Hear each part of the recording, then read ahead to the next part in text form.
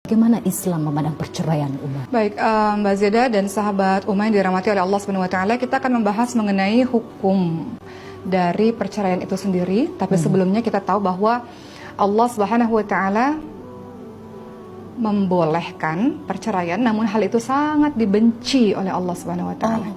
Sebuah perbuatan yang sangat dibenci walaupun dibolehkan.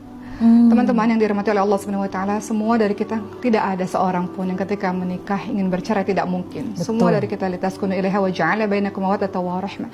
Kita semua ingin pernikahan kita sakinah, mawaddah wa rahmah. Tapi terkadang ada ujian-ujian yang kadang-kadang kita tidak terduga bahwa itu terjadi pada diri kita, sehingga pilihannya bertahan atau harus berpisah.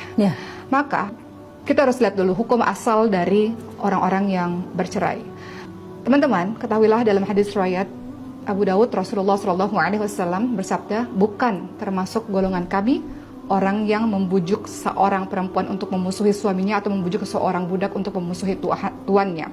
Artinya ini satu hadis yang menjadi indikasi bahwa sebetulnya Rasulullah ingatkan bukan golongan kami ya yang bermusuhan seperti itu. Maknanya yang pertama, hukum asal dari perceraian adalah haram. Hukum asal haram. Hukum asalnya adalah haram.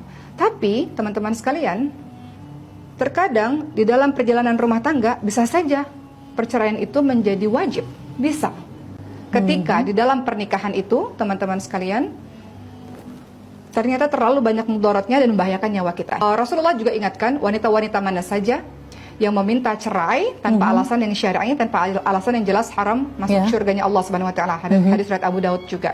Jadi hukum asalnya kembali lagi adalah haram, tapi kadang-kadang dia bisa saja perceraian itu menjadi wajib. Itu tadi saya bilang, kalau seandainya dalam pernikahan itu banyak mudaratnya. Bisa juga perceraian itu tiba-tiba dia bisa menjadi makruh, bisa menjadi sunnah, bisa menjadi mubah.